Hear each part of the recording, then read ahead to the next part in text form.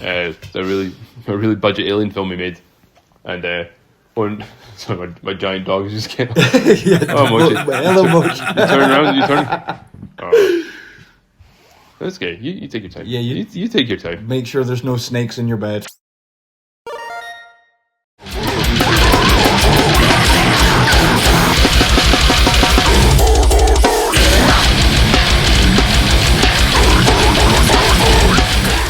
We are back with a special Kill Feed feature. I'm Mike. I'm James. And joining us on this side quest discussing their upcoming EP, Subjected to a Partying, we welcome back Chris Ryan and Bailey Jr. of Party Cannon. Guys, thanks for coming back for round 2. Sup, bro? Cheers, Adams, again for round 2, not 4. So like I mentioned at the top of the video, this is not our typical Kill Feed profile. We just spoke to these two last year, so if you're interested in learning about their gaming past and present, I encourage you to go back and read that. I will have a link in the description. Instead, we are here to learn all about Subjected to a Partying, and more specifically, their N64 port of the release. If you're watching this and wondering where you can get a copy for yourself, I hope you like Discogs, because tough shit, it is already sold out. So with that out of the way, guys, let's get right to it. Last year we spoke to you about your single High Tariff Behavior, which was ported to a Mega Drive port. What led you to want to port to an N64 cart? High Tariff Behavior was a single. The Mega Drive was a bit of an experiment, but after that was a success. I think Bailey's cogs turned quite rapidly on that one. Yeah. Like, in our previous piece, we were talking about, like, our initial band, like, kind of foray into gaming was around that era of Mega Drives and SNESes. So that was kind of what was led to the choice of making the single. But when we were wanting to add more things to it, to make it more like the EP, the full, 9 tracks? So 4 tracks on EP with 3 remixes and 2 live tracks. So 9 tracks is on the EP, but 4 actual like new songs. So once we were thinking about trying to add more to it, the memory, the scale of the memory of a Mega Drive is only 4 megabytes. So getting one song on that was already a struggle. So the easiest port was just to go, right, let's find something that's bigger. And since we are all mostly Nintendo children, we're like, let's see if we can do a 64. And then pretty much what would it have been like, as the Mega Drive was finishing up, we started then on the 64, something around that time period? Yeah, near enough. It was a bit of a clash of worlds as well, because we're having discussions on a label and how to introduce our new vocalist as well, Daryl. Yeah. And we're like, I'll do a single. Then we're like, oh, we actually have all these songs ready. And we're like, do you want to do 3 tracks and we'll release them as a bonus track? And we're not really keen on doing it as bonus tracks or something. Then it kind of snowballed, okay, let's just do another EP. Yeah. And I think the tipping point for doing another EP was Bailey discovering, we can actually make the N64 work. We're like, right, so if we do the EP, it means we can make another video game. Yeah. So it was kind of like, okay, this is meant to be in a way. Yeah, very harmonious in the way of like coincidental timing on, as I say, getting the accruement of them songs together and me finding the perfect package to kind of put it in. So one of the few things that's coalesced very nicely for Party Cannon, I would say. Yes, we look forward to the cease and desist letters. Was it a big hurdle going from the Mega Drive cart to the N64? Was it much more complicated on the technology side, the hardware? Yeah, for sure. Like, the Mega Drive gave us a false sense of security, because once we started picking up the chips and the boards and things like that, there was... we started off on actual European hardware, so the port was easy, but we didn't know how easy it was at the time. Now, when we're making a 64 cartridge, we're getting bits of hardware and chips from all around the world. So in shorthand, we got an American board with Asian chips on it, so it could do both NTSC and Japanese. Problem being is we're in Europe. We didn't want them to do either of them things. So we had to go and even program the firmware, the ones and zeros, to make sure that the chips could work properly, so then we could put videos from Obscene Extreme and the EP on this thing. So once the ball started rolling, we realized very quickly that we couldn't just use the same pipeline, if you want to call it, as the Mega Drive. So since we realized that nice and early, we're like, right, let's do as good a job as we can. And as I say, that even goes to writing firmware in assembly code. So without a shadow of a doubt, I think I said this last time, the Mega Drive was the most polished artifact that I've ever made. The 64 has now eclipsed that like a million times fold because of the just effort going into the programming. Even we were just talking about there, like the stickers, the box, the shoe that goes inside the box, like everything matters, every millimeter counts. And if something doesn't line up right, then the box doesn't shut, or the sticker doesn't look right, or the cut isn't good. Like everything is compounded on top of the next thing, and I'm glad that at them early doors we made that executive decision to really go and code it correctly, because I don't think if we did try and cut any corners, it wouldn't have actually existed now. Yeah, and there's maybe a couple of times as well where we thought we had the finished product as well, and then stringent testing realized, actually, and there's a few game-breaking bugs here. Yeah, I can understand why quality testers or quality assurance people are so cranky. Because I've not done a video game, full transparency, I've not done the quality testing or anything like that, but I did 4 songs, a music video, a bio, and all the like nice little in-betweeny parts in this 64. And by God, it was soul destroying, because you're trying to pretty much break the thing that you've lovingly made, but you're hitting every button at the wrong time and trying to literally fuck with it. Yeah.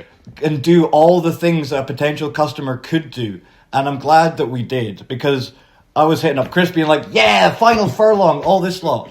Me and my bro sat down and did some quality testing. I'm like, right, no, I take that back. We got there was a thing called cache memory. And every single time that something new gets loaded, it was loading on top of the last thing. And it was just confusing the 64, and error messages were running. And not to mince words, but my arsehole nearly broke.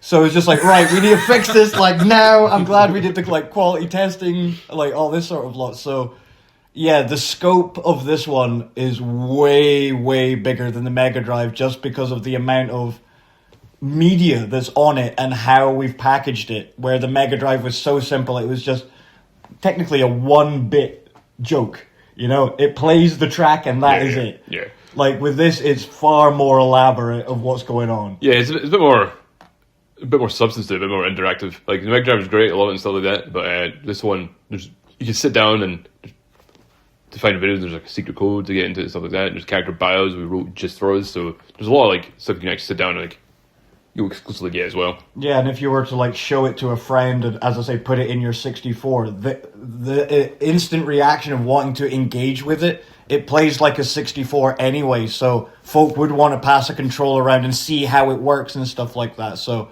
with the Mega Drive, it was play and it plays. This has got far more, as I say, intricate stuff to it, and whenever you do things like that, if you don't notice it, you've only done it well. It's only when you notice it that you've done a shit job. And there's been a lot of refinements like that in this project for sure. The Mega Drive port, I know, seemed to be quite the bear of a project on you specifically, Bailey. You had mentioned that like you had your billiards table set up with all of the carts and you're assembling it and whatever, and it was very draining. Did you enlist the help of the other guys with this at all, or was this yet again another cross to bear for you? So the lion's share of the programming and that lot we took on ourselves, like we being me and my brother, like to literally make the prototypes.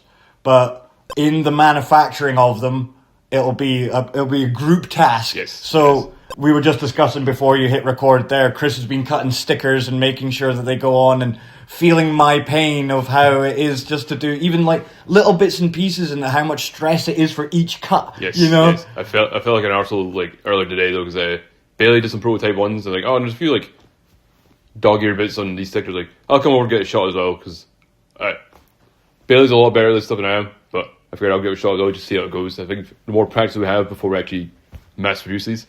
So I painstakingly took the sticker off his cartridge. Yeah, acetone the sticker off, like make all the way back to the plastic. Fair fucks, like. Yeah, and put my own sticker on it, and did all the counts, and I fucked up even worse. So given enough time, In 2026, you'll be ready to start making boutique video games for 1996. Oh yeah, yeah. Well, that's it. It's now a case where, like, I'm more than happy to take this on myself and actually do the manufacturing, but it's cool that the guys are interested enough to want to help, you know? Like, I think last time that we spoke, I was saying that, like, every victory has been complete adulation as a band. It's not just being like, oh man, that's cool, whatever. Or it's like, same with disappointments. That, like, fuck, that was so close to working and it's not quite been the way how we planned it. And it's not like, it'll be cool, we'll get to the next one. It's like, man, we know how much time you've put into it. So, like, we've all got these, like, joyous moments or, like, depressions that come along with this stuff. So it's cool that they do want to get involved with, I'm not going to lie, some quite mundane processes. Like, This whole band is a mundane process. it's not for everybody, Like, you know? yeah. Okay. You know what they say though, joy shared is joy doubled and Yeah. struggle shared is struggle halved or whatever. Yeah.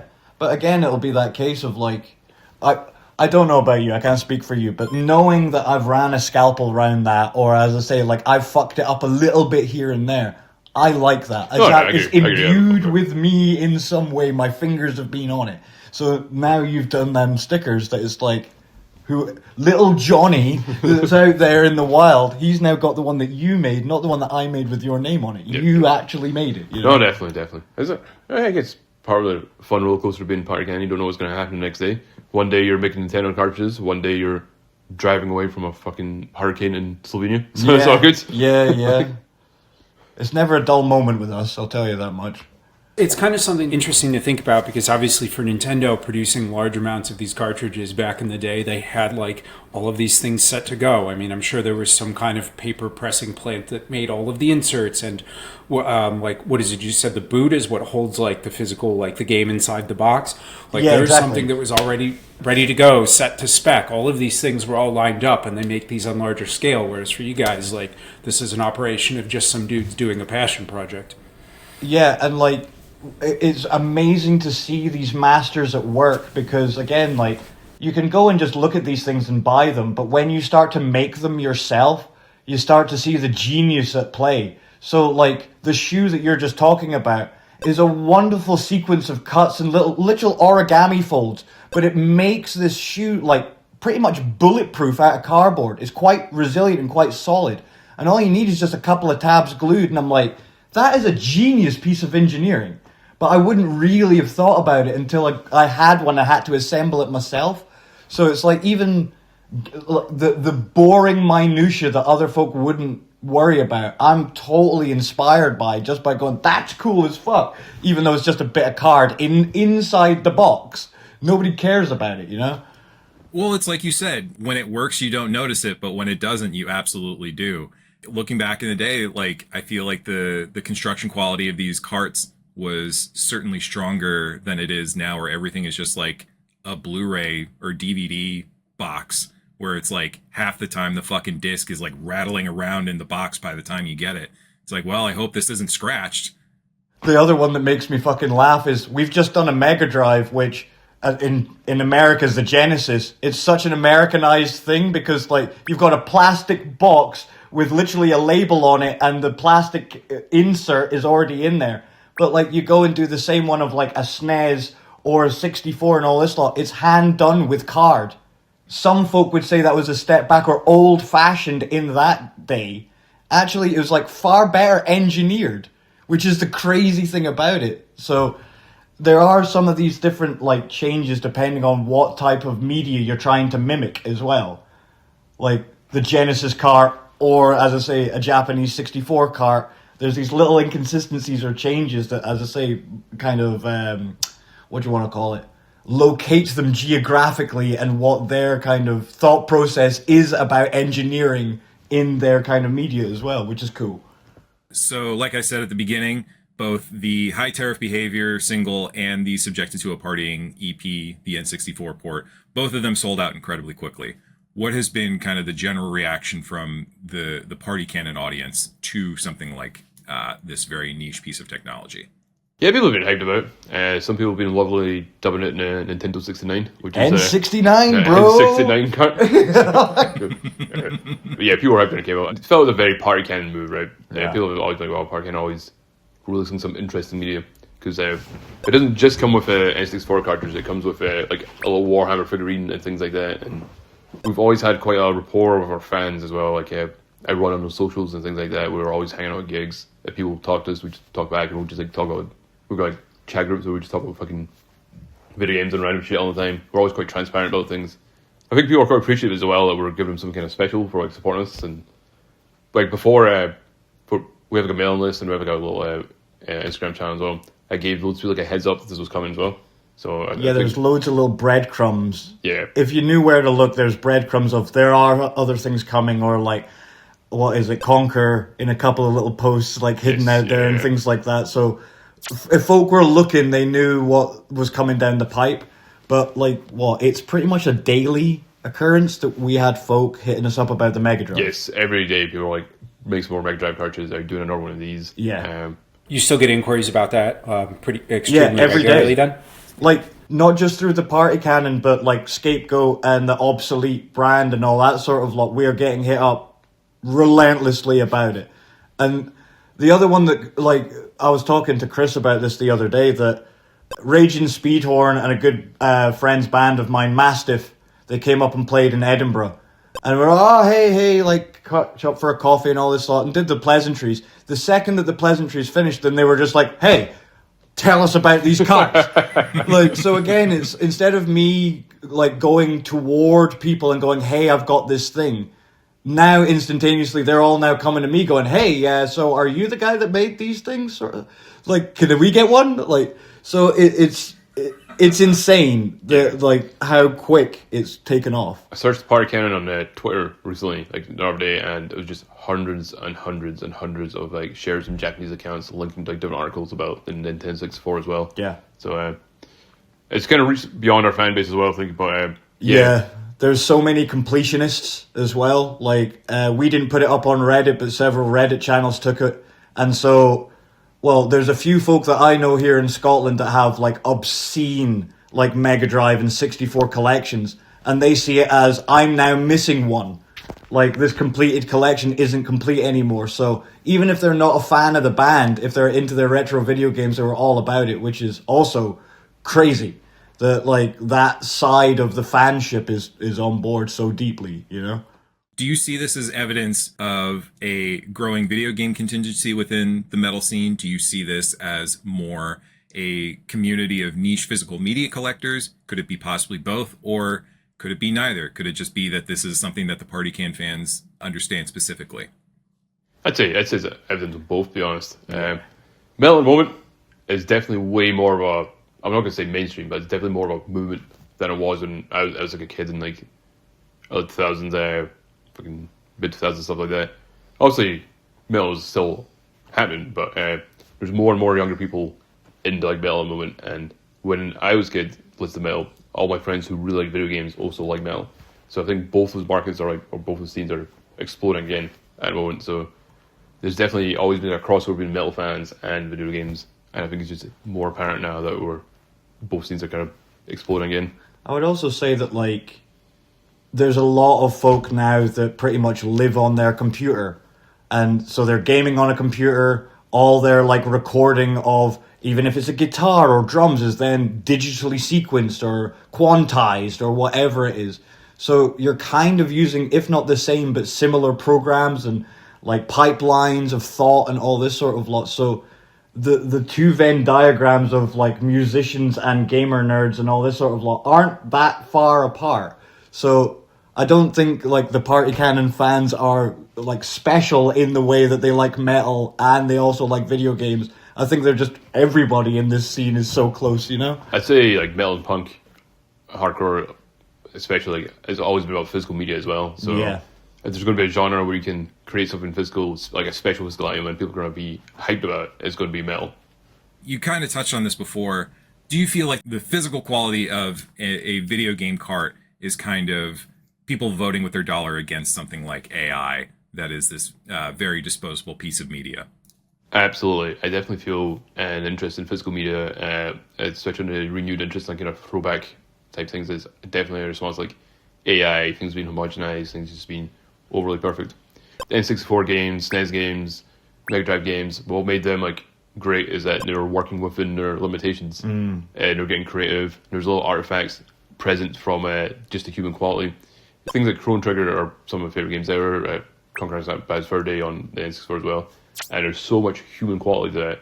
There's so much personality that comes through from the program limitations, being creative with your hardware, the script writing, a little like nods here and there. Sense of humor and Easter eggs and stuff. All this stuff, which is just not really present in the dominant current medias, really. Well, I also think like a lot of folk misinterpret like an imperfection as something that is bad. Yes. Because like in my mind's eye, jank is actually showing more of you. It's showing more of the authenticity of the person that made it than trying to buff out all of these problems and make it absolutely pristine. And don't get me wrong, I think in the last few years that I've been working with like on stage and stuff like that, that's kind of what I've been pushing to be like, this is janky. Like we could go and make perfect things, but we're not. It's real though. It's like you said, it's authentic. I think Party Cannon as a band, like, has always been something I want to push as well. As I love live sound recordings. I love recordings where it sounds like people have played it. Yeah. I'd rather hear people playing their best than something that's perfect. When you listen to like Deeds of Flesh or Inverasty or something like that, or even like the first Machine Head album and things like that, or Metallica, that is not perfect. If you put it on like a grid on Pro Tools, it would not match up perfectly. There's definitely things that are like a little bit out of tune. The tempo's like fluctuating upwards and stuff, but that's just because they're into it. That's just the way they're playing. There's a little like making like rim shots and drums and stuff like that, or this beat kind of drags a little bit, but that is perfect. That's the reason it's human. You can hear feedback and things like that. Well, same with your album covers and things like that. It's like you could have sit there and painstaking back in the day, made them photos perfect, but it's just like, Jack, we're tearing you in half today. It's that sort of stuff. It's like the curl of the burl, as Mastodon say. You know, it's like the imperfection makes us. You know, let's fucking have it. There's a book called Wasabi, I think, which kind of means it's perfect because it's imperfect. That's kind of what it means. Yeah. And just the B-movie quality of the band, I feel it's going to lend so well. Even if you look at other forms of media, like when people talk about films a lot of the time, some great classic films are great classic films because of the limitations that they had to work with. And if you were to have a perfect, updated, super CGI version of this classic film, like, do you even want that? I don't. Yeah, it's missing the soul from it. Yeah, those solutions, that's what makes it great, you know? I love reading about all that kind of stuff in films. Like Bad Taste by Peter Jackson is one of my favorite films ever. It's a really budget alien film he made, and sorry, my giant dog is just getting. Emoji. You turn around, you turn. Oh. That's okay. You take your time. Yeah, you take your time. Make sure there's no snakes in your bed. There you go. There you go. All is well. But yeah, I was saying about things like Bad Taste. Like, that took so long to make, and it was on such a small budget that Peter Jackson himself played two different characters in it because it took so long to make he look completely different by the end of filming. So like, I could just be a different character, stuff like that. Or I know they made that by putting a watermelon inside like a helmet and just smashing it, and that's how the effect was made. Yeah, like Mandy with all the fucked up like visual effects is literally a $2 laser pointer pointing down at like a $2,000 camera, but just off of the sensor. So again, you're technically fucking that camera up, but it made a visually beautiful film that everybody talks about because they broke all the rules while making that film. Because they're just like, let's go play and fuck around with these lenses and like laser pointers. And it made this cool ass effect that nobody's ever seen before. You could even look at it as like, people remember John Carpenter's The Thing. Nobody really remembers the like sequel that came out however long ago. Yeah, agreed. Everybody remembers Tom Savini effects and things like that. Everybody remembers how visceral the thing is because since it's so kind of janky looking, it looks more real in a way. Yeah, it feels kind of more uncanny. But when you say like CGI gore and stuff like that, like, Well, we've talked about this, I think, even in the last time, that it's like the closer you get to perfection, the more likely that one imperfection will make it feel like the uncanny valley. But if you go balls to the wall, janky as fuck, then you can make it look however you want, and folk will accept it as that because it's not trying to look perfect, you know? Final question from me. Without spoiling anything, do you see video games continuing to be part of Party Cannon's future, or is this kind of run its natural course? It'll definitely always be part of Party Cannon. Even before doing video game ports, there's always been video game references in our songs. There's always been, it's always been a big part of us, like, the way we presented bands. We've had Mario shirts, we've had Pokemon shirts, stuff like that. Yeah. But songs about video games, like, it's samples of video games, it's just... Playing them in the van, Yeah, it's imbued into party canon. It's part of the zeitgeist of Party Can. Yeah. So the ports might be like a new thing, but having it, we've always worn like our video game love like on our sleeve like quite openly. So it's always gonna be part of it. It's just part of who we are really. It's our kind of generation. And I'm sure that there will be like different ports, different things on the horizon, and more elaborate things as we go. But it's one of them ones of just seeing if the shoe fits. Like, as I say, like with the 64 and the EP timing and all that lot, it was coming together about right. But also, like, if we are thinking about grander ambitions in the future, it's like making sure it fits absolutely perfectly. And as I say, since we've had, like, the last two go so well, it's building upon that instead of, like, stagnating, if you get what I mean.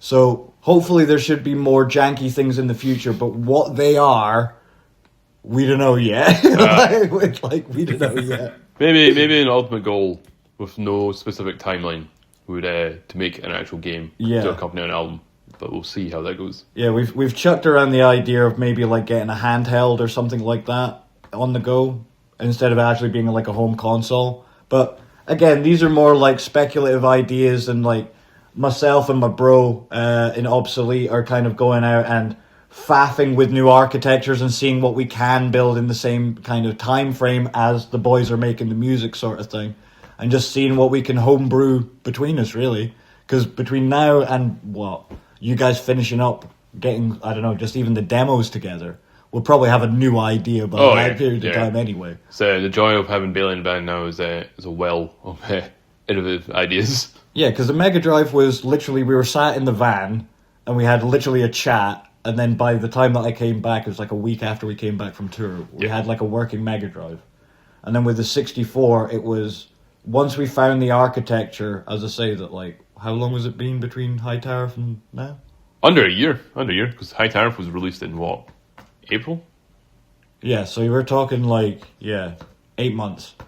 8 months of 64 works. So yeah, if you said in a year I would have had a Mega Drive and a 64, I would have said you were fucking lying.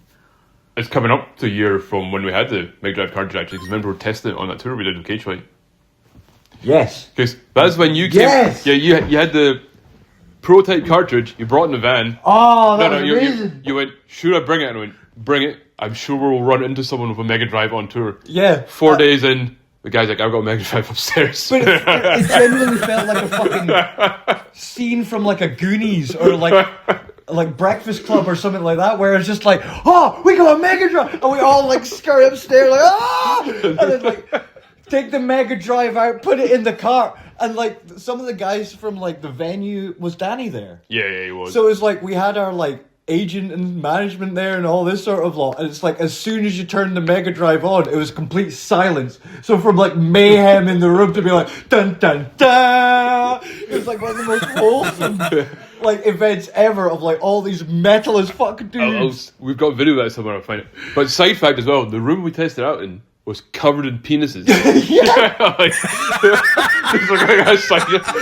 the guy's like, I've got a Mega Drive upstairs, and it was kind of green room in winter, and the whole room is just covered in different drawings of graffiti penises. dicks, and there wasn't a square inch on the entire fucking place that didn't have a dick drawn on it. I was like, there's a lot of penises here. The guy's like, yeah. This is the dick room.